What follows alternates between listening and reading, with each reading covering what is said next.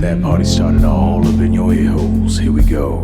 When you had a bad day and you want those bad vibes to go away. When every day life gets harder, Darren, Carter, you need the party starter. It's the Pocket Party Podcast. With the Ron. Pocket Party Podcast. In your ear holes. Pocket Party Podcast. It's in your ear holes. Pocket Party Podcast. Or if you're dang into booster, then you need to talk to Red Rooster. Mr. Carter about to take you to school. Here we go. Don't hurt nobody and don't hurt yourself. Is that a party in your pocket? Calling Mike Black.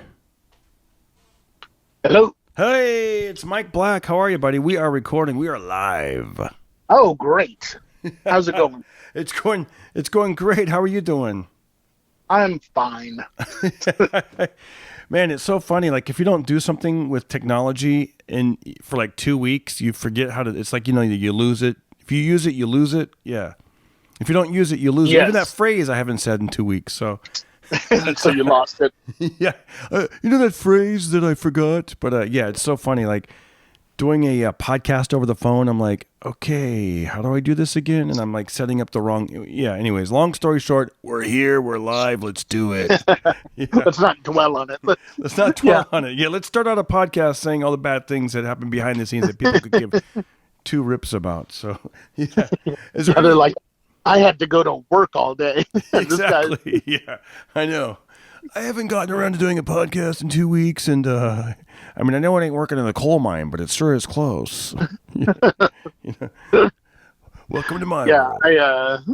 I think I slept most of the day preparing for this podcast, so I can't really. He's well rested and he's ready to complain.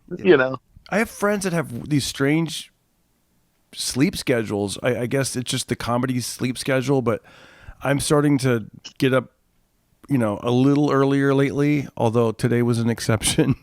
Yeah, now that people are like back to doing a lot of stuff and we're going back to business hours and everything, it's harder to have that kind of schedule. But like during the pandemic, nobody knew what time it was or what day it was or anything like that, Totally. So I was it wasn't a big deal. Yeah, I was on the farm one time, and I'm talking to a buddy, and he goes, "Hey, I got to hop off, man. I got to do a Zoom show." And I'm like, "All right, man, I'll talk to you later." And then I get this text message, and the text said, "You're up next." And I'm like, "Oh crap, I'm on a Zoom show." And it turned out we were on the same Zoom show. And I'm out in the middle of the cornfield, and I'm trying to like get reception, and they can barely see me, and I'm all sweaty, and I had a headband on, I had my little walking cane that I look like a nut. And luckily that he stepped in and goes, "Hey, I'll do 15 until you can get back." And I'm like, wow. Yeah, that's how I forgot about my Zoom show. So you thought you were on a like conspiracy theory show instead? Exactly. I didn't even know. I was like, I had no clue that I was on a show. I mean, I knew, but I forgot. I 100% forgot. It was like, because I think those Zoom shows, you don't really think of them as real, like quote, real shows. And, yeah. You know what I mean? They're just not. I mean, they're fun and everything, but I don't know of anyone who's making money doing them. Yeah. Well, that's the thing. I did it. She paid me, and she paid me. Here's the great thing, Mike. I got paid the day before, so they Venmoed me the money the day before. God. So I already had the money, so I was like, "Oh, cool, this is easy." And then totally spaced out on it the next day, which is like a day. It was one day before, and you had already forgotten about it. Yeah, I was just like, "Oh, cool." I knew I had it coming up, but then for some reason it was around 5:00, and I was like, "I want to go for a walk." And then, dude, like, no, you should be walking to your room and get your show together. That's what I should. Yeah, you know how that read to them. They were like, "We paid him, right?" Yeah, yeah. He went on a walk. I know. This is why we don't pay the comics before the show. Yeah, I know. It's like, yeah, man. That's exactly. I don't know if you ever played. Well, I probably shouldn't mention their name, but there's a club in Vegas that doesn't pay you till like 2 weeks later. Oh, geez, yeah. And it was because they'd had enough trouble with comics gambling all their money away the second they got it. And they would gamble away their airfare and stuff. So they were man. like, they're like, they couldn't get home, so now we pay everyone 2 weeks later. It was just a bottleneck of comics. Like, hey, what are you doing here? Oh, I've been here since February. Get out of my room. Exactly. It just there's like 30 comics. Is it a convention? Is it what's going on? Festival?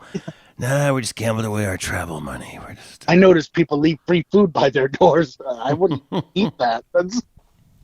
Yeah, my friend does that. He told me. I don't know if he's a joke or not, but he's from New York, and I think he calls it a schnorra or something, some kind of phrase, a schnurra. And he said, you know, you're a real white trash schnurra, which is a Yiddish term, but then he's like, I'm a white trash schnurra from Jersey when I can, or wherever he's from, Long Island, when I can walk through a hotel late at night and lift those tins and take the food. And he said that every show people do scream at that, like, yeah, me too. And I'm like, oh my God. I'm like, I've never done that. Like, I've never. I'm not paying $8.50 for this. Yeah. Although it's, I did hear that. I will say I've never taken food. However, I have seen the little bottles of like Tabasco or ketchup. Yeah. If the plastic isn't cracked on them, I'm keeping those. Because you always have to ask. They always bring your food and it's hot and ready and everything. And they don't bring you any of that shit. Yeah. And you're like, could you please go back and get blah, blah, blah. And they hate it. You hate it. By the time they come back, the meal is totally cold. So, yeah, anytime I see that stuff, I just, ooh. Or if the lady, the cleaning lady has her card out, I'll give it a look over to see if there's anything on it that I want. Yeah, and, the last hotel I was at a couple days ago, they had the cart. It was fully stocked, but I was on my way out and I like to leave the hotel, and I thought that's the time. I know. I was like, that's the time to do it. It's the perfect crime. I was like, man, is there anything I need? Like they said, they had like a whole bottle full of like writing pens, like Bic pens, but I was like, I really don't want a pen from the Quality Inn in Tulare or whatever. So you don't want a pen as a comedian? You don't want a pen? Well, before smartphones, you know, every comedian was always desperate for pens. Oh, I know. Well, you see my act. I don't write. No, I'm just obviously. I'm like, man, if it would have been a can full of flashlights, I tell you, hey. What's up, guys? How you like the show so far? Pretty good, right? Kind of weird that I'm out here in the country with the chair next to me, but anyways, if you like this show and you want to help out, go to Cameo. I do birthday shout-outs, anniversary shout-outs, or if you just want to do a donation, go to DarrenCarter.com, PayPal, or Venmo at Darren Carter Comic. Now let's get back to the show. I tell you though, if they'd had a whole bunch of like hand towels, now we're talking. We're talking. Yeah, I like or lotion. Don't go there. I don't ever want to pay for hand towels in my life. You shouldn't have to pay for hand towels. I mean, Gilbert Gottfried does that, right? Like there was if you saw the documentary, does he? He collects like travel size shampoos and soaps and conditioner, and he's got to just. I mean, the guy's a multimillionaire, I assume, and he can't break that habit of hotel. I will take hotel notepads. I prefer the notepads. The pens, I guess the pens are okay sometimes, but I have enough pens. And I mean, so wait a minute, you have a shitload of notepads in your place and no pens to write it. No, I have pens. In fact, I'm staring at 3 of them right now. If you guys can hear this, listen closely to this pen. That is a pen. That's right. I've got black ink, blue ink, the whole thing. We just lost 8 listeners. I know. They're like, my ears. But no, I have. Is there a certain color of pen that you prefer to write jokes in? Black. Is it because then your last name? Does it have anything to do with that?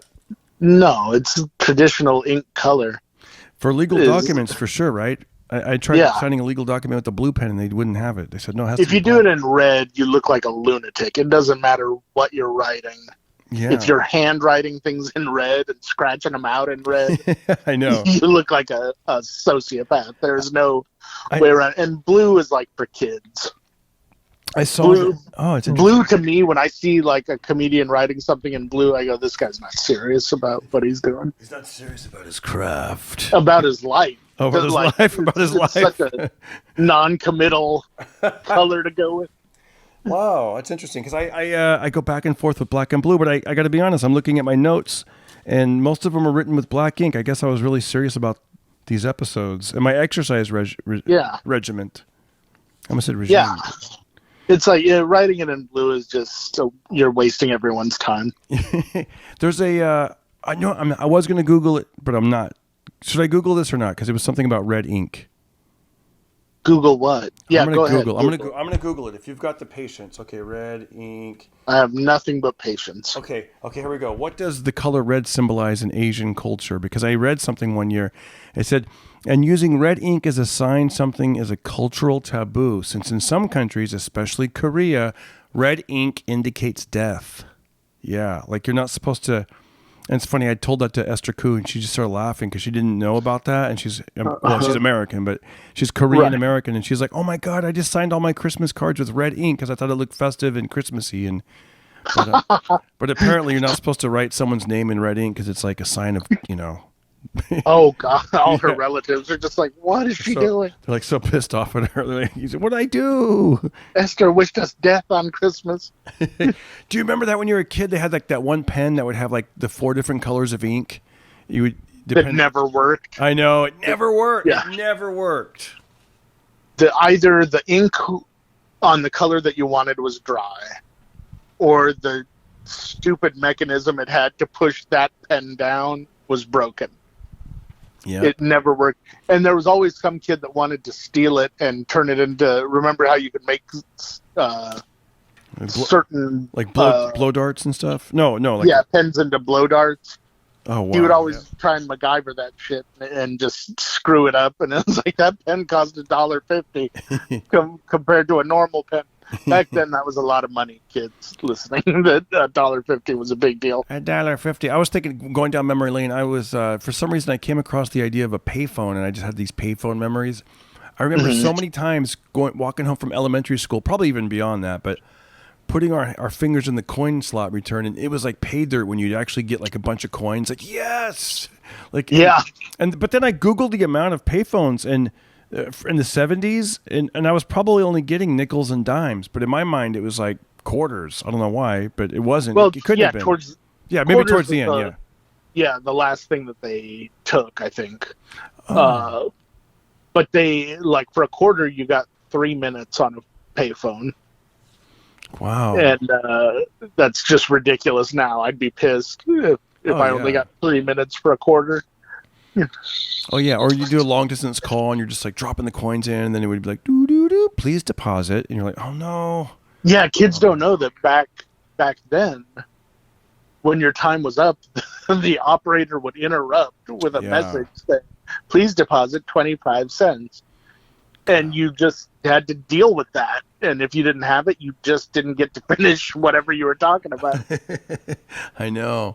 I remember doing the road, I used to bring a bag of quarters, and then eventually I got like the calling card, and I would do that. But it's like, it was lonely, man. It was like you were kind of like a Christopher Columbus of sorts when you'd be like, all right, bye everyone, I'm going to go on this big adventure, and you'd just be gone, like discover. Phone cards were even worse. Yeah. You'd have to type in a whole code. Oh, yeah. Oh, man. And it would be really bad, especially now, like as I gotten older, it's like harder to see small print. Yeah, and you'd get them at gas stations. They like places that sold phone cards were basically the places that ex-cons were hanging out because they weren't allowed to have phones for whatever reason. Yeah. So they'd this truck stop's gonna have a whole bunch of phone cards on it, Yeah, like burner. Now they have like burner phones, like their main phone and then the burner phone. Back then, this is my burner phone card. Yeah, and it was like you didn't want to dare make a call at the place where you got your phone card because there were a bunch of dudes milling around that knew what that was, and they're like, he's probably still got 20 minutes. Yeah, exactly. Like, hey, punk, give me that phone card. Yeah. I can just stab him and call mom. Yeah, man, pay phones, phone cards. I remember, oh gosh, it must have been around 10 years ago. My cell phone died. Something happened, it broke, or I didn't. For whatever reason, I wasn't able to use my cell phone. And my wife was on her way to LAX to pick me up from the airport. And I land, and I'm like, oh man, my phone won't work. How can I tell her where I'm at? And I'm looking for it. I could not find a single payphone in the terminal. Not one payphone. There was a bank of payphones that had been ripped off and just, like they were no longer there. You could tell it used to be a payphone, but they had just torn them off. And yeah, because no one was using them. And the thing is now all of those have been replaced with charger stations. Oh, interesting. I got to pay attention. You know, like what used to be, they used to have like big booths, you know, with just row after row at any airport of payphones. And then they had also the white courtesy phone. Oh, yeah. Which sounds more racist than it is. Anyone was allowed to use the white courtesy phone. The white privilege phone. White privilege phone. But there used to be announcements on the PA that would go, Darren Carter, you have a call coming in. Please go to the nearest white courtesy phone. And whenever someone got that call, everyone looked at them like they were just the most important man in the world. They're like, ooh. He's got a call on the white courtesy phone. Ooh. That's what hilarious. A fancy man. I remember, we got married. So my wife and I, we've been married for 23 years. I'll be 24 this August 25th, ladies and gentlemen. And yay. We got married in Las Vegas. And I remember back then I didn't have a cell phone in 1997. And I remember leaving the chapel at the casino. This is where we got married, chapel at the casino. And I remember seeing the bank of payphones, and I rushed over there, and I immediately called my grandfather, and I wanted to tell him the good news. Like, I just got married. Here's a true story. I remember I called the number, and he goes, hello. And I go, Grandpa, it's me. I just got married. And he goes, who is this? Yeah. I go, it's me, Darren. And he goes, oh, hey. And we start talking, but it was hilarious. Who is this? I was like, who is this? How did you get this number? Exactly. I got married. Oh, yeah, maybe I didn't. That's my favorite old people thing. How did you get this number? Yeah, Grandpa, it's me, Darren Carter. You know? It was hilarious. I just remember that. Yeah. Do you have any payphone memories? So let me get this straight. You got married in Las Vegas, and you didn't invite me. Thanks for the call. Click. Yeah.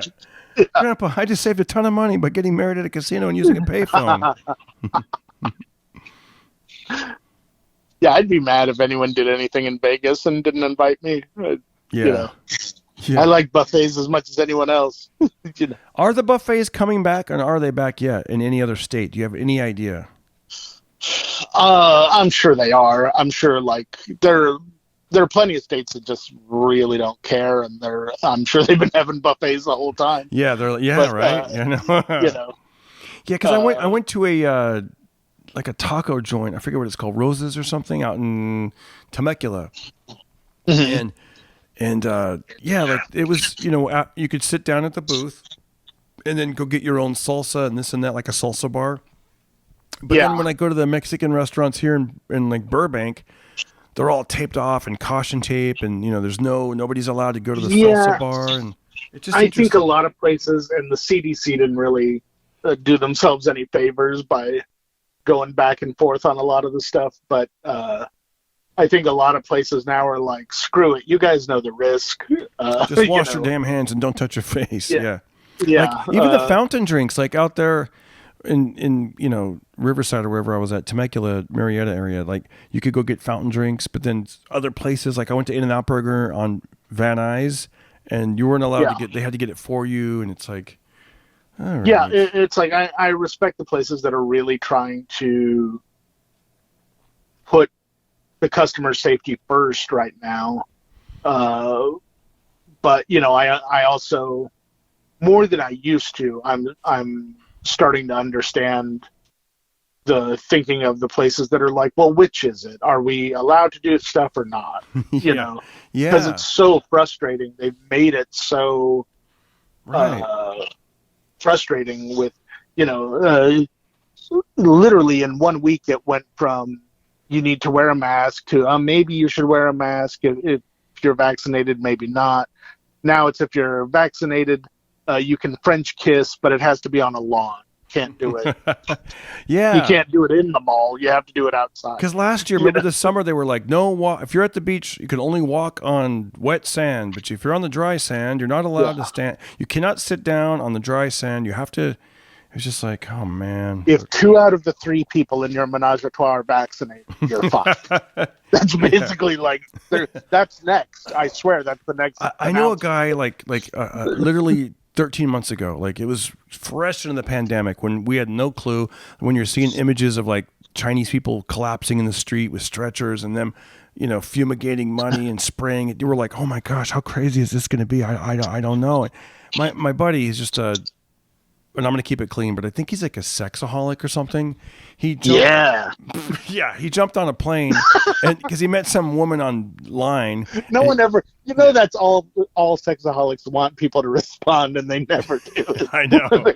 when they go, it turns out I'm a sexaholic. They want everyone to go, yeah, let's get it on. Yeah. And that never happens. It's always like, ugh. I know, right? Yeah, it's only a sexaholic when people are like, dude, you need help, man. Like we've seen what you've been hooking up with. You're a sexaholic. Yeah. Like any other kind of aholics, people at some point will offer them whatever that thing is that they like. Hey, you want a drink? I'm an alcoholic. Oh yeah, I forgot. Oh yeah, sorry. But it never happens with sex for sexaholics. Hey, do you want to have some sex? I do, but I'm a sexaholic. Oh, I didn't know. I forgot. Yeah, they just don't take it as serious. They right. Well, he I remember he met some woman online and he'd never met her before, only online, and he gets on a plane. He was like the only passenger on. He told me he was like 2 passengers on the plane. That was it. Just 2 people on this Southwest airline flight from LA to Florida. And so it's already the setting of a porno. Yeah, but in my mind it was scary because it was like, like the pandemic had just hit and it was, but you're right. Like now looking back, it's like, okay, someone scripted this, but this is his real life. Yeah. And I remember like I talked to him, maybe because it's the father in me, the dadly advice, whatever. But I go, dude, think about this, man. I go, what kind of woman? Think about this. You're meeting some strange woman you guys have never talked before, never met in real life, in real person. She's going to let you get on a plane, fly across the country, and bang her during a pandemic. What kind of woman would do that? And he goes, the kind of girl I like. Yeah, exactly. The kind of girl a sexaholic is looking for. We're just a couple of six. Well, the last time I may get him on the podcast. I don't know, because I'm trying to keep it a little bit more clean, but I don't mind a little, if we can talk these stories in a clean manner, I guess, but I don't know why I'm doing it just for myself. In a safe environment. In a safe environment on the podcast. But he told... Darren, I can't imagine a safer environment to talk about sex than on your podcast. Yeah, exactly. Just there's like 2 listeners, and they're both. It doesn't get any safer than that, guys. Pocket party. They're both like, oh, is it getting hot in here? Ooh, that's why it's called pocket party. It's just. Hey, all right, yeah. What's your podcast about? Oh, I have sexaholics call on and tell me their stories. But they got to do it in a clean manner. I've got that all ages rating. It's all very sedate. It's nothing to worry about here. So I don't know if I've told this story on here or not, but he so we do the road, right? We're at a Mexican border town, and the show's over with. We're back at the hotel. I'm editing my video. I call him, and he's like sleepy. He's like, I'm about to go to bed, man, but I'm just, come on over for a little bit. So I come over and, I'm showing him what I'm editing, and I showed him some footage. And then as we're talking, he's texting, right? And then he's like, and then all of a sudden he kind of wakes up a little bit more. He's like, damn, dude. He goes, this chick wants to hook up with me. I guess he'd been like going back and forth with some woman, on Bumble or Tinder or something. And he was using like Google Translate to talk to her because she spoke Spanish but not English. And he's, all this work with the Google Translate. And that's a lot. Yeah, so he goes downstairs. They're pretty horny if you're using Google Translate. Yeah, it was weird, right? He's Google Translate. He's like, he was already tired. Now he's like waking up and it's like 1 a.m. And I go, all right, man, I'll walk you down, and then I'm just gonna go to my room, right? So I walk him down. I see him waving it. He's laughing it up with like the Uber driver. Because there's a nightclub nearby, so it looked like there was some people kind of like taking Ubers or just getting there, getting ready to go to the nightclub or whatever. I go home, I sleep, I wake up the next day. He tells me all about his night. I go, dude, how? He goes, man, that Uber driver was he was pretty wild, man. I go, what do you mean? And he goes, I go, you look like you guys were best friends. He goes, no, I just met him, but yeah, he had because the guy had like a really fancy car, not a Tesla, but it was like a it might have been like a Porsche or something, or it was like a fancy kind of like. I didn't believe it was an Uber driver. I was like, that guy was your Uber driver? And he goes, yeah, man. He goes, he So I told you got in the car with that guy? Yeah, I know. He goes, man, so I told the guy, I go, yeah, man, I just met this girl. I'm going to hook up. And the guy was like, oh, man, you're lucky, man. I haven't been able to get laid all pandemic, like all year, man. He goes, I even offered these girls at a strip club $1,000 and they still wouldn't let me touch them like that. And then he tells my buddy, he goes like this. He goes, and by the way, if you're listening with kids, cover your ears or they're listening to this part later. Yeah, this is the point, to cover your ears, not 5 minutes ago. Exactly. He goes, hey, man, do you want some lube? And my friend was like, he was getting creeped out a little bit. And he goes, no, man, I'm good, man. Hopefully I won't need it. And the guy's like, he's like, but I got a lot of extra lube, man. Go ahead, take it, man. And my buddy was like, I got a lot of extra lube. Exactly. And my buddy was like, he goes, you know what? They're probably not going to let me take it on the airplane anyways. So I just, you go ahead and hang on to it. And then he goes, then the guy starts going, hey, man, what's this girl look like? Like he could tell, like it was getting kind of weird, right? And they're on their way to her house. And he goes, oh, man, she's pretty, man. And then the guy goes like this. He goes, hey, man, you ever had like a threesome? And then my buddy goes, yeah, with two women, but that's all I'm interested in. And the guy goes, oh, yeah, man, me too, bro, me too. Yeah, but anyways, they change the topic. But it has been a while. Exactly. It's a pandemic, man. So then he said that the guy kept trying to get, he's like, because they couldn't find her address. And he goes, hey, tell her to come out, man. So, and like wave at us so we can see where, but my friend goes, he goes, I kind of didn't, he goes, I could tell he just kind of wanted to see like how hot she was or what she looked like. And he goes, and I didn't, you know what I mean? I go, how come you couldn't find her? Like, how did it become we all of a sudden? Yeah, man. Like, and then I go, and then here's the part that was kind of funny to me too, because like he said they had a hard time finding her address because she lived in a movable house. So the house, I guess it's like a mobile home, but it kept moving. Like they'd move it around from lot to lot, and yeah, man, that was a wild story. That same guy has all these crazy stories, and he tells me he's going to write a book about it. But I go, dude, you got to get that. If you're going to do it, write it now while you're still fairly young, because nobody wants to hear these stories from an older guy that's like, you know what I mean? Yeah, weird old creep. Yeah, weird old creep who's like, yeah. And then, honestly, like you look at the world right now, no one is all that excited about hearing them from a young guy anymore. Exactly. I know. Yeah. The last thing I want to hear is that, even if you're like 24, like, so then I banged this chick in a movable house. I mean, it just sounds disgusting, Like, I was using Google Translate all night. Like, back and forth. Me and my Uber driver came to her house. And he should have came out with this book in the 70s or something. Like, back when people had to use their imaginations when they were reading. They're not real. Now they're there was a time for this kind of thing. This is not it. There's not even. Yeah, remember like Dear Penthouse Letters. I mean, that's. Well, I honestly think, I don't know if I've told you about this, but I kind of feel like society has sort of a pendulum that swings back and forth where,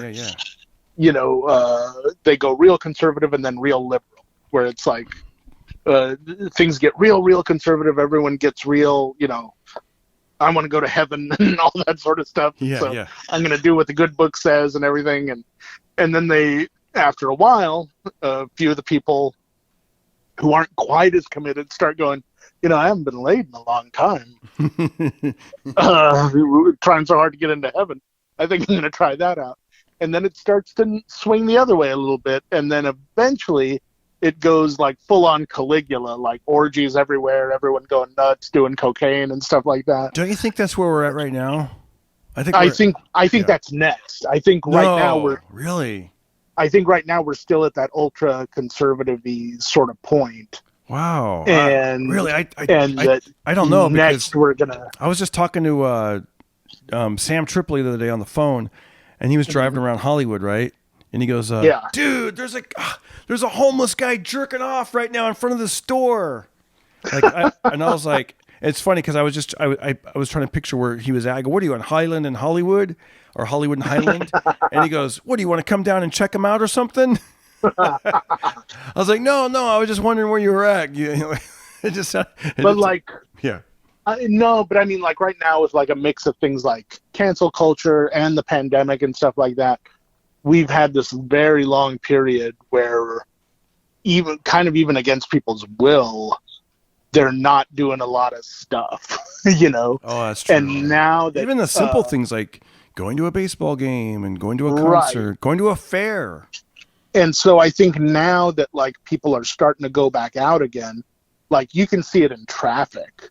Oh yeah. That people are like taking crazy risks that they never would before. Like a year ago, they would have driven like a normal person. Now they're driving like a lunatic. Wow. That is all starting to, like I say, it's starting to swing the other way, where everyone will start getting real hedonistic for a little while, and then someone will find like a lump on something, and they'll go, "Oh, we need to start going back to church." Yeah. And then it'll start swinging back the other way again, you know. That's funny.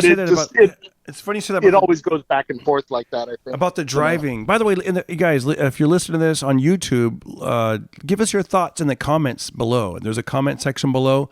Leave your comments, and I just would love to hear your opinion. It's funny you say that about the driving because I just have a new, and hopefully I hang on to this new attitude about driving, and it's just I'm more relaxed. I'm not trying to, be stressed. Yeah. I'm not trying to, and I see people like you said with that. I saw some road rage yesterday, and it just maybe because I've been out of the Matrix or something. It just seemed ridiculous to me. It was at an In-N-Out Burger. It was on the one that's on Van Nuys and like Ventura or something, basically that area. Sure. Yeah. And they have like the arrows for you to go into the drive-through this way. Like everyone go this way to this parking lot. Well, there's a line of people in In-N-Out Burger, and there's a car going the opposite way trying to, I don't know if he was trying to go in between the vehicles and then park in the parking lot, but he was going the wrong way. He might not have known that he was going the wrong way, but one of the cars that was in line was like honking the horn like, dee, dee, like you can't, what are you doing? You're going the wrong way. And then the guy that was going the wrong way was like, "Hey, just let me in. This is one of your way," because I just want to go right there. But then he did not let it go. It was weird. Like the guy that went the wrong way, he finally got in, parked his car, got out of his car. He started kind of like yelling still at the guy and like from his car. He didn't like go up to his car, but I was like, man. And then I looked, and then like a minute later, like security came out, and then he was like pointing over at the car, and I'm like, dude, this is like road rage next level. It's like he's like way stressed out over nothing. Like I don't put a whole lot of stock into the idea of toxic masculinity, but that is definitely a guy thing to do, to like stand your ground when you know you're wrong with like 100 people there, you know? Yeah. And like, well, then I'll just be a problem then. Yeah. It's like, well, you're not doing us any favors. Any guys that are doing that sort of stuff, let it go. Yeah. And just, you know what? I was wrong about this. I'm going to back out and come around the other way. Right. And I'll get there when I get there. Yeah. You know? Yeah. And his wife was with him too. His wife, or she looked like his wife, and then she just went inside. Yeah, I'm sure she was mortified, Yeah. Or maybe she was used to it. I was thinking she's probably used to this at this point. Like if this guy's this pissed off about it, In-N-Out Burger. I mean, you already know when you see that long line at In-N-Out Burger, you already know there's going to be. That's why I usually just park and go in. I'm like, I'm not sitting out there for a half hour. That's what you get for going to In-N-Out Burger at, like 7 p.m., right when everyone else is going, Right. Yeah.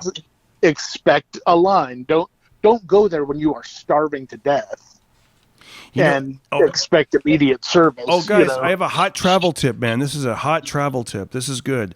So, when you're on the road and you're traveling and you're maybe you got to use a restroom and you got to, maybe you're hungry or something. I've heard of that. Yeah. So so I found this has worked. If you go to which restaurant, there's plenty of parking and clean restrooms. Arby's. Yeah. And I think it's because Arby's isn't, and no offense to them, but they're not that popular. Like, because I found one, there was an In-N-Out Burger. And there was the long line, the crazy parking lot. I went to the gas station. Every pump was filled with cars, and it was just because I just was like, right? I was like, because sometimes I'll leave I'll pump gas, and then I'll leave my car there in front of pump number 7 and go use the restroom, come back out. I'm like, well, I'm only parked here for an extra 4 or 5 minutes. But when it was that busy with people like honking their horn and waiting, I was like, oh man, let me just get out of here. But then I went to this Arby's, and I was like, wow, there's plenty of parking. I walked in. The restaurant was almost extra cold because they had the AC set for like a crowd, but there was no crowd. They've been waiting for a party for 20 years. Yeah, I know. They actually welcomed me when I walked in. They were like, hello, welcome to Arby's. And I was like, I just want to use the restroom. But yes, sir, right away, sir. We have the meats, all that stuff. They're just so excited that anyone showed up. I know. Well, golly. Arby's. The problem with Arby's is they need to pick a lane. they got all crazy, and they're like, whatever it is, we make it. We have burritos, and gyros, and sandwiches. Deli meats. You like coleslaw? We like coleslaw. Who likes hummus? They're just like, and what else is that they'll have a sandwich that is great, but there's always that one ingredient in it that is questionable. Yeah. And it turns people off. They're like, we take roast beef, sounds good, cheddar, right, some of our barbecue sauce, and Danish pickles. You're like, what? No, I don't even know what those are. Well, they're sweet and spicy and tart. And they're the next big thing. Yeah. And real weird. And we deep fry them, and we put them on your burger. I don't want that. Well, that's how it comes. And we also throw in cranberries. Oh, that's weird. Yeah, the cranberries. I forgot about that. That's they always throw in some weird ass ingredient that nobody wants. Otherwise their food is great. But a lot of people just don't want to deal with picking stuff off, Oh yeah, see, look, I just went to their menu on the internet. It's here's some of that weird stuff you're talking about. It's a bacon cheeseburger with a few slices of apple on it. Yeah. What? Do you like milkshakes? I do. Do you think you would like an orange cream milkshake? Nope. That's what I'm talking about. Weird stuff. Weird do you like, shit. Yeah. Yeah, here's another one. You like Coca-Cola, right? I do. But maybe you just want a Coca-Cola, not necessarily a Coca-Cola float. Right. That is what I want. I don't want a Coca-Cola float. Or a pecan chicken salad. Brisket bacon flatbread. Yeah, it's the brisket and bacon kind of ruin the whole point of the flatbread, which is to make something healthier, Yeah, now this looks normal. This is a chicken bacon Swiss sandwich, but you're right. It's probably on some kind of weird bread, like pumpernickel or something. Yeah, yeah, we put it on rye. On rye, exactly. And also, like, I'm looking at the most professional, like, international, like, website of their photos. I'm sure when you really look at the real stuff, you're like, no. Oh yeah, it's like the Denny's menu where everything looks amazing, and you're like, bitch, I've been to Denny's. Yeah. It isn't gonna look anything like. You know what's funny, man? Like how generations don't do older generations are totally into different like music and even food taste than a younger generation. I wonder what we do in our generation that the younger kids and generation aren't gonna participate. For example, here's what I mean. Whenever I would have dinner with my grandpa, and they would ask for dressing for the salad. I would always say like ranch, Thousand Island, maybe Italian if I'm feeling, healthy. Yeah, real exotic. And he would always ask for either Roquefort, which I don't even know what that is, or I think blue cheese. So I wonder, no young person has ever had either of those. Or you know what an old person will hit you with every now and again? Green Goddess. Ooh, what's that? It's a salad dressing. Green Goddess? Yeah. Wow, never heard of it. Yeah, I'll just have Green Goddess, and the waiter's like, "Get the fuck you will." Yeah. I don't know where we're gonna get that. See, I've never heard that Green Goddess. That's interesting. We're gonna have to time travel to get that. Yeah. Gosh, you're right. Because it's funny. I was talking to this guy at the Verizon store the other day. He was 25 years old, and he mentioned that his younger sister, she has to graduate on Zoom, and they had a party for her at the house, and I was like, wow, her high school graduation's that's so weird. Like, I remember when we graduated, so I graduated at the end of the 80s, and we had all these school buses, and they took us down to Los Angeles from Fresno, and we went to Disneyland, and I'll tell you who's performing at Disneyland the night of our grad night. We had the first group you may or may not have heard of. Have you ever heard of Wang Chung? Everybody Wang Chung tonight. Yeah. Everybody. Which I don't really like that song, but it was still cool. Like, wow, there's somebody we've heard on the radio. And the headliner was Bobby Brown. And Bobby Brown was my prerogative. People talking about every little step. All that good stuff, right? And the Ghostbusters 2 soundtrack. Yeah, he did a bunch of stuff. Oh yeah. Who was that guy that sang "Who You Gonna Call"? Ray Parker Jr. Yeah, Ray Parker Jr. I did see him perform live on television a couple of years ago, and he still does the rotary dial. Who you gonna call? And he like does his hand like it's a rotary. 1 7. Yep. He knows his audience. Who are you gonna call? And then he holds his pinky and his thumb up. Call Ghostbusters. Yeah. So anyways, so Bobby Brown performed. So I'm telling this guy, this 25-year-old Verizon employee, this, and he had no clue who Wang Chung was, which I get, but he had no clue who Bobby Brown was. I go, really, Bobby Brown? And then I'm that fool that's like singing the hits. He still didn't know. I go, he was married to Whitney Houston, and he had no idea who Whitney Houston was either. Wow. I know. I don't know if it was just that one guy, or it just makes you think, like, how many times do we say stuff as comedians on podcasts or stand-up, like clubs, and there's a certain percentage of the audience has no freaking clue. Oh, yeah, that happens all the time, I'm sure.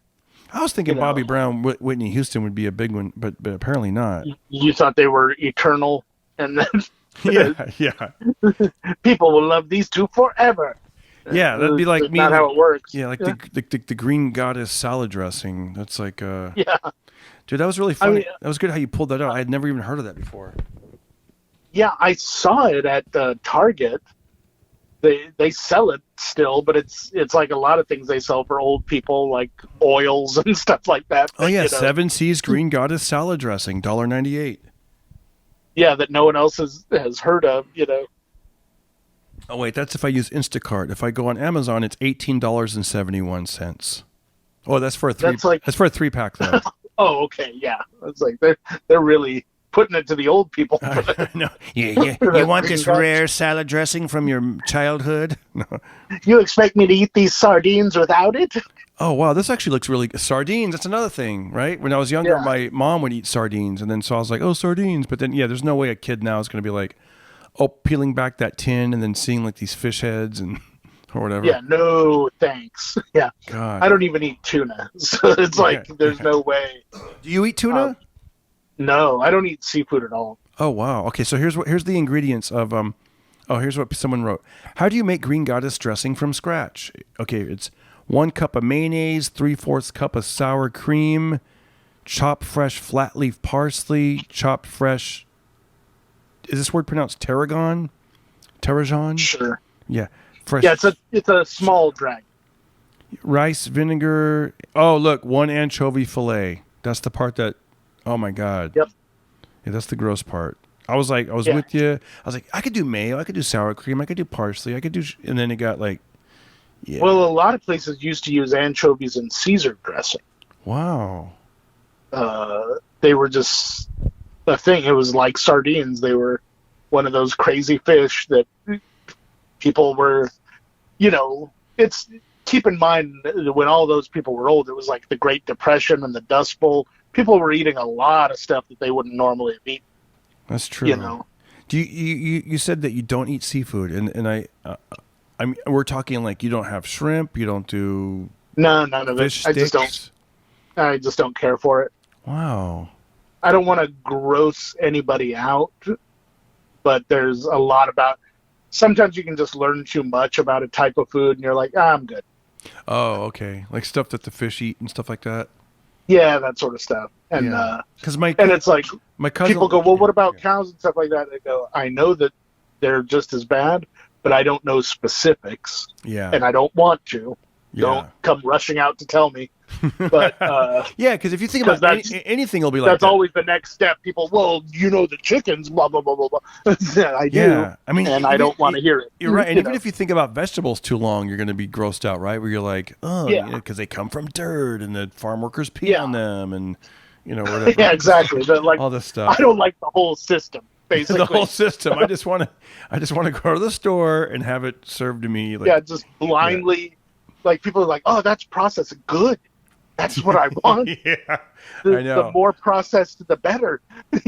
Oh yeah, that was funny. I saw that. Because some of these like social media things are kind of snarky, and I think when whoever runs the Wendy's account said something kind of funny the other day. People are like, your burgers they're unnatural. They're all square. And then they wrote something like, yeah, because usually burgers are round, like when they grow on the tree or something like that. Yeah. Something like that. And I was like, that's pretty funny. I just had a That burger. is. My wife made burgers today. It's really good. I don't know how she did it. She made it so delicious, and then you mix Yeah, it. it's like, I hate to break it to you, but hot dogs don't come that way naturally either. You know. I know. You ever watch that on 4th of July, Joey Chestnut, when he has the hot dog eating contest? Oh no, I can't watch that sort of stuff. I get grossed out too easily, is what it is, and it just everyone loves when they hear that. They love to try and gross you out more. I don't know what that is about people, but they're like, oh well, we should send you this clip of this gross thing. It's like, no, I just said I don't like it. Don't do it. I agree, man. I agree. And by the way, the next time you're on, I do want to talk about wrestling because people really responded well to your first appearance. Not your first appearance, but your first time you and I talked about wrestling. And oh yeah, that was just like, man, I'm telling you, I've been diving deep into these clips, and I didn't realize how much. I thought that's what we were going to talk about today, but you strong-armed the conversation and all this other stuff. I know, and sexaholics, payphones, pens, seafood. It's like that joke from What About Bob? You're the one drawing all the dirty pictures. Yeah, exactly. I know. I'm like, this is what I wanted to talk about, and I think hopefully you did too. So it's like, I know, it's like, I'm kind of beyond the point of like, like what can get a lot of clicks and views? Because then you just got to go either super. You know what? Let's make a deal. Put a thing out, like a tweet or something, saying, "Ask us any questions about wrestlers, and we'll talk about them." Oh, I love that. I'll do that. And like, or like who was your favorite wrestler that we didn't mention, or something like that. Oh, that's a great idea. Any sort of stuff. Like, do a whole list of like. Yes. Things about wrestling. Oh yeah, I'll just do a bunch of tweets like that. Yeah, because I asked the audience on Twitter. I said, "Hey, send me some clips I can watch because I really want to, some of your favorite moments." And only like 2 people sent clips. Too. The rest were like, "You got to Google this or you got to go check that." And I'm like, "Just send me the because there's tons of stuff we didn't. Yeah. We didn't cover No Holds Barred, Hulk Hogan's movie. Oh, see, I want to hear about that. And what about this? Have you ever heard of the Brawl for All? I never heard of that. Is that the one? Wait, is that the one where they all push Andre the Giant out of the ring? I don't know. I don't know what that is. I think it's like it might be like how WrestleMania is like a once a year thing. I think Brawl for All was like a thing like that because I heard Butterbean talking about it. Yeah, I watched Brawl for All since I was young and whatever. And I was like, he just said, I don't know if I'm. It's probably one of those things that I watched and didn't know that's what I was watching. But Brawl for All to me sounds like. Yeah. The Christmas special for wrestling. Like they all start out brawling and then they have a gift exchange. By the way, my wife told me her and her brother they have these wrestling albums. Did you ever? We're going to try to find it. Did you ever know that there was a wrestling album with all these? Oh yeah, they would. It was kind of like the Super Bowl shuffle. I remember that 1985 Chicago Bears. You remember it, where it was just they make a bunch of athletes sing a song and it's terrible. Yeah, Refrigerator Perry and all those guys. I didn't come to hurt nobody. I just came to. Yeah. We don't want to cause no trouble. We're just here to do the Super Bowl shuffle. Yeah. This is the worst thing that's ever happened. It's just awful. But I remember. William the Refrigerator Perry, in my mind, as a non-sports person, he was famous for two things: for introducing me and the rest of the world to the McDLT, which was hot on one side and cold on the other. Oh, I remember that. And for being the first athlete of any kind to be made into a G.I. Joe. Oh, wow. And his weapon as a G.I. Joe was like a staff that had a football tied to the end of it that had spikes on it. And he would just beat people up with his football staff in the commercial that I saw. And you couldn't just go into a store and get William Refrigerator Perry. You had to buy 3 G.I. Joes, cut a little thing off their package, mail it away, and 6 to 8 weeks later, they would send you him, So you had to really commit to get him, And then they did it with Sergeant Slaughter, same sort of deal. So I'm looking up the Super Bowl Shuffle, and I read oh my God, that song was 6 minutes 58 seconds. It was released December 3rd, 1985. Here's what I want to... Oh, there was a celebrity cover version. What? I don't even know any of these celebrities. That has... that makes sense for that. Yeah, it's just like... But here's what I want to know. Now, I don't know where the answer would be. After they did that rap... Oh, I guess I could just Google it. But do you know, did they win the Super Bowl or lose? Because it's probably better if they won. I don't think they won. So I should look up who won the Super Bowl. So if the song came out in December 85, the Super Bowl would have been in 86. I guess, right? Yeah, I don't know, but it would seem like if they won, they would have done more stuff with Fridge the next year. Who won Super Bowl 1986? The Chicago Bears won. Oh, they won. Oh, Yeah. well, good for them. Yeah, Well, then maybe that was just the end of it. They were just like, hey, where can we take this from here? You know? Oh, wow. It says the NFC champion Chicago Bears, seeking their first NFL title since 1963, scored a Super Bowl record of 46 points in downing AFC champion New England 46-10 in Super Bowl 20. That's a big, big margin. Wow. That's why people think Super Bowls are boring sometimes. Can you imagine 46-10? It's like, I mean, if you're a Bears fan, it was probably awesome, but if you're like I remember I think it's touted to a lot of people as the best Super Bowl was the one where the 49ers versus the Broncos that happened, I want to say like 87, somewhere around there. And Joe Montana pretty much single-handedly destroyed the Broncos for most of the game. Oh, that was the 1990 Super Bowl. Was it 1990? Wow. Yeah, it says San Francisco 49ers versus the Denver Broncos. Shout out to Rims. I have a fan from, I don't know if he's going to listen to this episode, but if he is, he's a huge Broncos fan, and he probably will hate this little tidbit of trivia. What was the final score on that? 55-10. Yeah. I'm sorry, Rims. That's just how it went. Sorry, Rims. You know, but what's his name? The 49ers quarterback. Joe Montana? Joe Montana. He played so well that they tapped him out towards like the end. And they were like, go just put your arm in a velvet case and we'll let the backup quarterback play just for funsies. Oh, yeah. It says he completed 22 of 29 passes for a total of 297 yards and a Super Bowl record 5 touchdowns. Yeah, well, also, I mean, yeah. I didn't know anything about sports, and I was riveted by that game. I was like, this guy is amazing. Wow. And at that time, I lived in Aurora, Colorado. Oh, wow. Like, everybody was like pissed that this was happening. You know what, man? And I was like, this is still one of the greatest things I've ever seen. I don't care. Are you a football fan now? No. I'm not either. And I tried to be one. Like when the Rams came, I was like, I'm going to get into it. It's a fresh start. I know they were here before, but for all intents and purposes, fresh team, fresh start. LA has a team. I'm going to go for it. And I got into like the clothes. I'm like, all right, I'll get like a Rams shirt and like the Rams socks, and I'm gonna watch every game and really just know my. And I got to be honest, really get into it. Yeah, I watched the preseason. I guess like I was, like it didn't even count. But and then when the real season started, I was like, at that point, I'd watched like 3 or 4 games or whatever, and I was starting to get a little bit bored, to be honest with you. So I would because I realized, for me personally, I'm an active person. I like to go to. Go outside and run or jog or walk or just, I can't sit still. You're like me in a lot of ways where I would rather play football than watch it. Exactly. And I don't. I'm the same way with stand-up people. Did you see so-and-so special? No.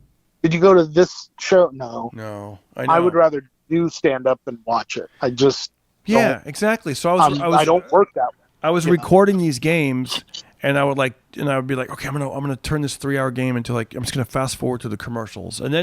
And then it turned into me fast forwarding past the quote boring parts. Right. And then I'm just like pretty much just fast forwarding towards the end, and I'm like, what am I even? Yeah. And then my wife was like, "Come on, you're filling up the DVR," and I'm like, "I know." I'm like, and then I just started like getting these alerts so I could see the score on my phone, and that's pretty much where I'm at now with it. Like, I don't even, like it'll just say, tell me the score. yeah, exactly. I'm like, I don't know, and then I think players get traded around, so you can't really be a fan of a. I mean, you know what I mean? It's just harder to be. It's not like Yeah. if it really was like that, where it's people representing your town were the only people that were on your team, I would be a lot more interested. Yeah, but if it's like some guy plays for the Rams for 1 year, then he goes to Boston or whatever, and you're just like Colorado has massive sports fans in general. They're just real into it. But like we got a hockey team, the Colorado Avalanche, and they won their first big game, and people rioted in the streets in celebration. They went nuts. They were like, they had painted logos of the team on the streets, and people didn't just go, "Oh, that's nice, I should take a picture of that." They chipped them out of the ground and took them home. Oh, wow. And so they're real massive fans. And in my head, I was thinking, we didn't really win anything. That entire team was shipped from Canada. Right. Right. It's not like a guy from the mill just scored a goal. It's a guy who's been living in the ice in Canada his whole life. I guess that's why, like, when I joined, they're not even from our country, let alone. I got to be honest. I think that's what kind of intrigues me a little bit more about boxing, because I got to meet these real boxers when I go to the boxing gym, and they're real pros, and I'm working out alongside of them. I'm in the same, and it's kind of neat to be like, wow, like I actually know Adam Lopez. I know Adam Blue Nose Lopez. I know what elementary school he went to, what high school he went to. I'm like, he lives in Burbank. He just, he grew up here, I should say. And so it's like, wow, when I see this guy, I'm like, you know what I mean? It's more like the person. And it's easier to invest in a single person anyway. Yeah. That's just, they're putting themselves on the line. They don't have a team. They don't have, a crazy big corporation behind them or anything like that. They've got, at the end of the day, it's just them in the ring. Yeah. So it's a lot easier for me to get invested in something like that, than when I see a team where it's like, clearly this team has a lot more money at their disposal than this team. Right. Yeah. It's what a tough game this is going to be for them, I know. I just don't care as much. It just takes me out of it, But also, I think for me, a big part of it was that game. Honestly, Joe Montana, I was like, I've pretty much seen a damn near perfect football game. Yeah. I don't think the next one I see is going to be better, for certain. Right. It's like the first time I saw someone like play guitar on stage and then at the end take the guitar and smash it. I just thought that was a common thing to do. And then when it didn't happen, I started getting just disappointed. And I realized, like, oh, no, it was more rare to do. So what you saw was something super rare. Yeah. As opposed to, like, Well, yeah, it was like it ended wrestling for me when I saw it was supposed to, like, usher in a new era. But when I saw Hulk Hogan lift Andre the Giant off the ground and do a body slam on him, I was like, there's no way I'm ever going to see anything that cool again. There just isn't, so it's like, why bother watching anymore, Yeah. So we'll do some wrestling stuff. And I got to tell you, then there's some fascinating, fun stuff I saw, like just in my little bit of research, because I looked up boxers who turned to wrestling, but I meant like maybe they, made a name for themselves in boxing and then were like, okay, I'm too old to fight, but maybe I can just wrestle now and then be known for that. But there was a lot of celebrity stuff, like Mike Tyson did it, and a lot of people were involved in wrestling, like former boxers. But there was this. I'll just tell you one quick one. Do you know about? So I guess it was in the Brawl for All, and there was a guy named Bart Gunn. Ever heard of a wrestler named Bart Gunn? Nope. So Bart Gunn was supposed to wrestle this guy, I forget who it was. Oh, Steve Williams, I think. Dr. Death, Steve Williams. And after the Steve Williams was supposed to win. They scripted it where he's supposed to win. And then he's going to wrestle Steve Cold Stone Austin. Is that his name? Austin? Yes. Stone Cold. Yeah. Stone Cold, yeah. Cold Stone is an ice cream company. Oh, damn. Even my writing is dyslexic. I wrote Cold Stone. Like, he's supposed to... Steve Cold Stone will sing a little song if you tip him. Yeah. He's going to fight a Totally tag team different called guy. Baskin and Robbins. Now, these tag teamers are... But the Ben and Jerry... No. Yes, they'll still... Stone Cold. I can't even... Wait, why am I getting rum raisin? Because Cold Stone said so. Because Cold Stone said so. Yeah, so... But I guess... And that's the bottom line. So I guess people's egos got involved. The wrestling, and like you said, it can sometimes go sideways. And apparently Bart Gunn... Oh, because they were supposed to, like, I think box or something. They're like boxing. But he didn't want to... So whatever. However it happened, the wrong guy won. Bart Gunn won. And they said Vince McMahon... I almost said Ed McMahon, but Vince McMahon wasn't too happy. So they were like, "Oh, you want to do Neither this?" Ed McMahon or Cold Stone were happy about this. So then they set up another, like, not a rematch, but they set up another fight, and this time it was Butterbean. You know who Butterbean is, right? Yeah, The big guy, bald, crazy looking white guy, kind of looks like King Kong Bundy, kind of. Yeah. He knocked this guy out first round, and if you see the footage, it's real. I mean, it's like you're seeing the guy's face shake around and like and fall down, and yeah, it's like wow. And I just thought that was fascinating. It was like the guy. Yeah, Butterbean is no joke. Don't mess with that dude. They even showed according to these videos I saw, like, Mayweather did like an exhibition. Do you know about this? No. Mayweather, Floyd Mayweather did an exhibition, and it's funny because even though he's like undefeated, he's little. He weighs, I think, 145, 150. Yeah. And he got in there with, who did he get in there with? It was a really big guy. Let me see if it's in my notes. Not in these notes, but he got in there with some really big guy. Maybe it was that guy, the Mountain or something, or The Big Show. You ever heard of The Big Show? Mayweather versus The Big Show. And so I think The Big Show at some point drops down to his knees. I don't know if it was to mock him or what, and then Floyd Mayweather, like, he broke his nose. Yeah. So maybe are they kind of like punch him, but then like pull it back, but it has to look kind of real, and then maybe that's how they broke. I don't know how it happened, but the guy really did. It doesn't take much to break someone's nose. It's, and maybe your nose. Maybe once you get in front of the 20,000 people or whatever it is, maybe they're like, sell it. Let's sell this. I can take a punch. Let's sell it, and then. Yeah. But it takes very, very little pressure to at least to get someone's nose to bleeding.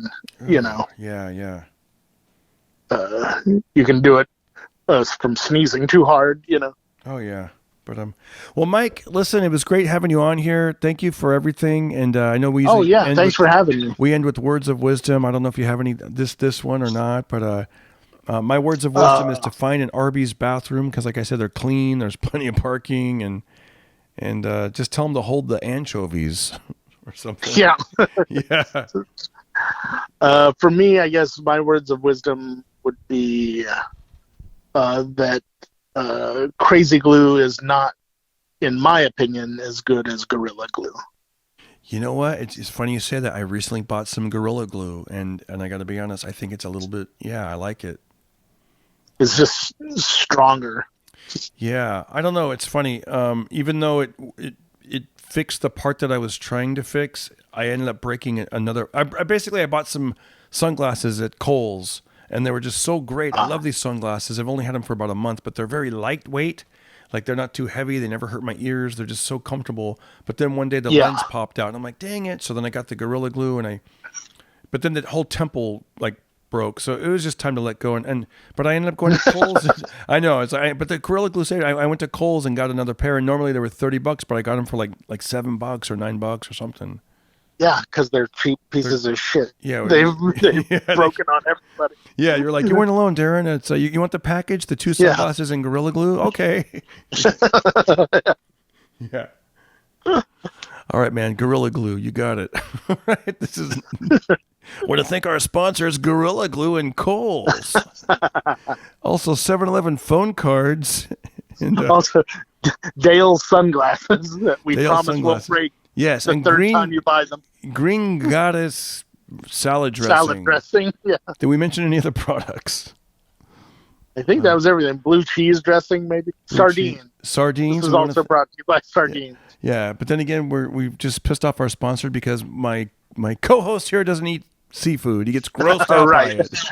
This is also brought to you by the Denver Broncos. Yeah, the Denver and Refrigerator Perry, the Super Bowl Shuffle. Yeah. Brought to you by Google and Wikipedia. Yeah. All right, Mike, man. Hey, have a good one. And guess what? We should probably set something up with Rick Ramos. It'll be the three of us: Rick Ramos, Mike Black, Darren Carter. The fans want it. I've gotten messages, and I just got to figure out how to do it. It'll probably be like a Zoom call or something on camera. And that'll be great. Good. If anything, I'll just let you guys talk, and I'll just sit back because I love the knowledge you guys have. Hopefully, it'll be something I could participate in. Yeah, anytime. That sounds like a blast. It won't be too inside. Like you're not. Today we're going to cover Italian westerns that were only made. Yeah. But like, can we bring it up to date? I mean, we want people to listen. We want people to. Yeah, I know. Stay through the whole thing. Yeah. Have you listened to his podcast lately, or have you listened? Yeah. Because he's got this other partner on there, Ibrahim Chavez, I believe, and.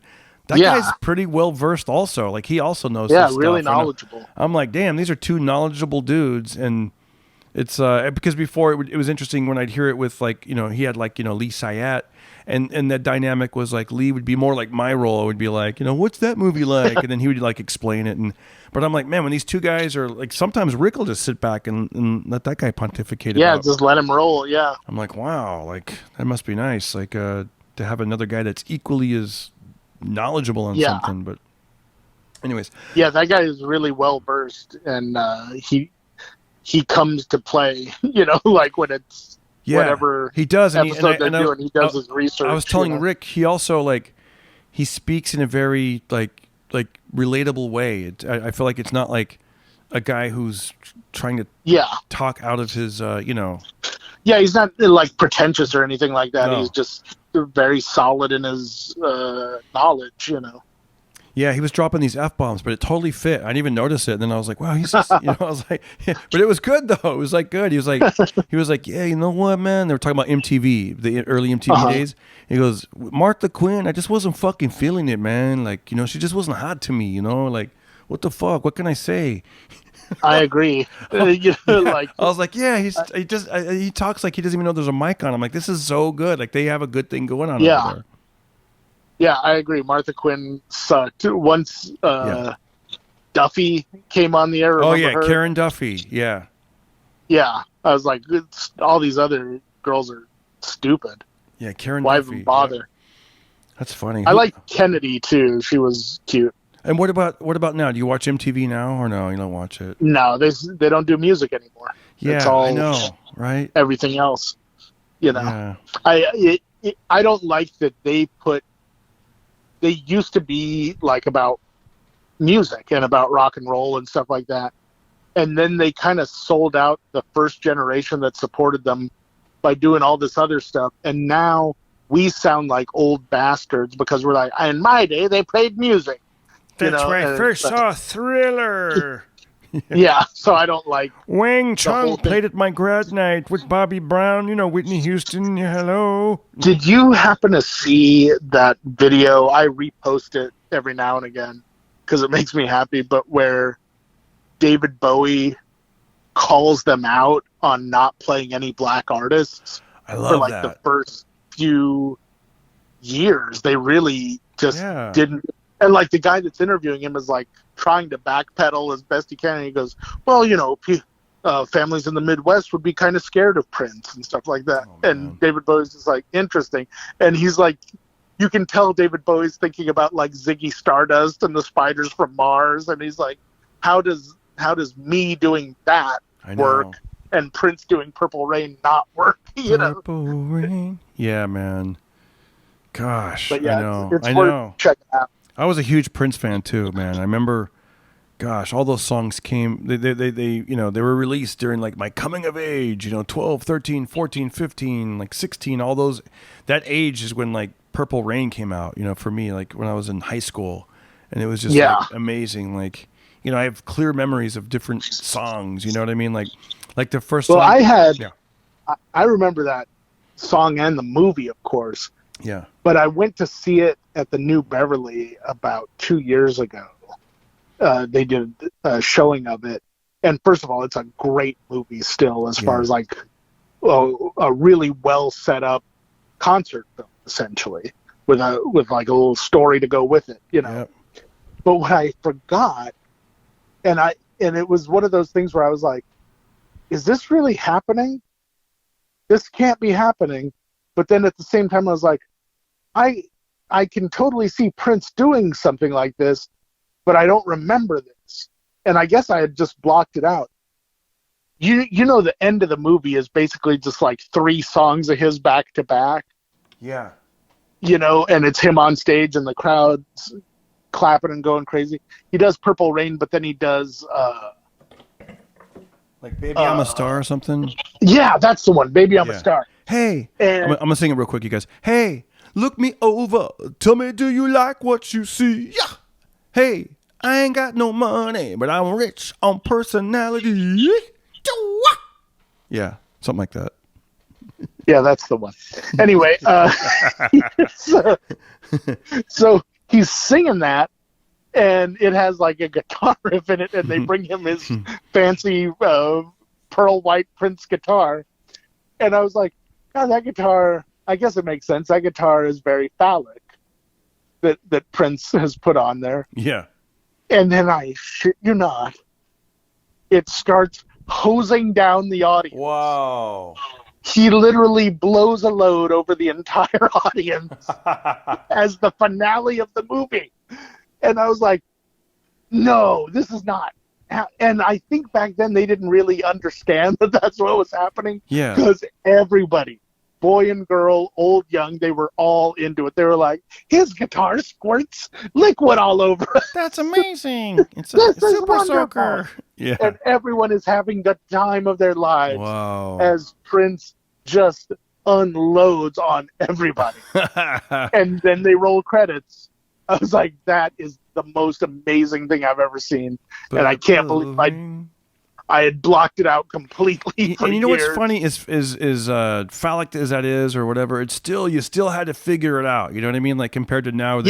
Now they would just, have a blow up. Who knows what they would do now? They would just come out and hit you over the head with it. You know what I mean? Like there's no wondering. Right. Well, and it wasn't like a super soaker. Yeah. It was like a fire hose. Like that thing covers the room.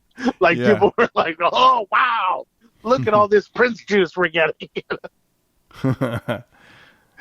Oh, man. That's funny. I wonder if it was, I looked it up right now. It says Prince's iconic Angel Cloud guitar. I wonder if that was it. Probably not. I believe so, yeah. Oh, really? It's called Angel Cloud guitar. It's white, right, and kind of like smooth, but with a lot of ridges. Yeah, that's interesting. Yeah. It's ribbed for her. That's it. Yeah. Ribbed for her pleasure. But yeah. Oh, yeah. Wow, that's interesting. Anyways, words of wisdom, get a squirting guitar and be a star. Yeah.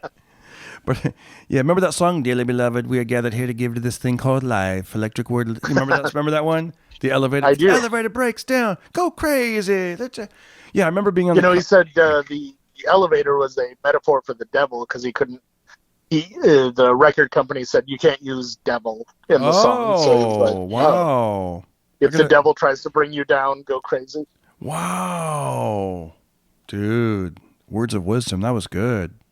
Interesting. I'm pretty sure that's the same record company that released Charlie Daniels' The Devil Goes Down to Georgia. You haven't heard the Christian version, The Elevator Goes Down to Georgia? Yeah, right. But I remember being like on the cross country team and we did like this out of town like competition, and I just remember all these hot girls from a competing like school or whatever, and they were just like doing their warm-ups and stretches, and that song came on and they were just going all nuts, and it was just so cool seeing like pretty girls and that song and just pretty girls really got Prince, or Prince really got them, I guess. Yeah. Because I don't know of any like model that I've met or really beautiful woman that hasn't at some point mentioned a Prince song. Yeah. There's always, and that is an accomplishment to get women on that level. Man, you know what's Prince song I love is well, besides the ones that he, his own songs, but I love that performance of Coachella where he did Creep with the guitar. He did have you heard that one? The cover. Oh yeah. Radiohead's. Oh, it's just so good. Yeah, So and good. there are songs that people don't even know that he was involved in, like that Sinead O'Connor, "Nothing Compares to You." Yeah. It's a beautiful song that he wrote, And I think I actually did. I may have purchased it or I've heard it on Spotify or somewhere. I heard him singing it, and it was really good. That would be. Yeah, it's kind of cool to hear him do it. Nothing compared. Yeah, it's cool. And there was a YouTube performance I used to watch all the time, even when he was alive, and it was from the Capitol Theater. It was black and white. Capitol Theater, and it was a lot of songs from the late 70s and early 80s that he had, and it was just so upbeat and such an energetic crowd, and God, it was... Well, that's awesome. Yeah, you should look... The audience, you guys should look that up sometime if you're a Prince fan. Look up Prince performs at Capitol Theater, and I would just hit play and just have... Another thing to see, if you haven't seen it, is what was that show that Zooey Deschanel was on? It was on Fox. Shit. I'm not sure. I cannot remember the name of it, but just look up Zooey Deschanel, and she had a TV show. But it takes place in Pittsburgh, and at one point she meets Prince, and they do a whole episode at his estate. And this was about a year before he died. Oh wait, it was called New Girl. Yes, that's the show. Yeah. And they did a whole thing where, like, a lot of the things that he's rumored to be into, like pancakes and competitive games and stuff like that. And he was really fun. He was, like, funny and interesting to watch on the show. So it's worth seeing just for that episode. Wow. Yeah. Here's a couple. Let me see here.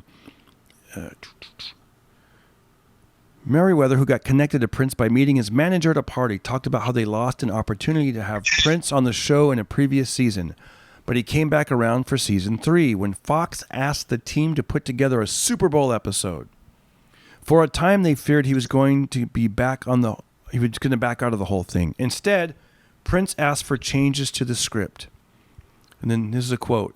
I knew exactly what had happened. The network had asked us to end the episode at the loft, the home base of the show, instead of at Prince's house. And I had to change the story to have Nick and Jess say, I love you, back in the bathroom, away from Prince and his influence. It was a dumb call, but Merriweather realized talking to Prince, it was obvious. He had to be the catalyst of Jess's emotional breakthrough.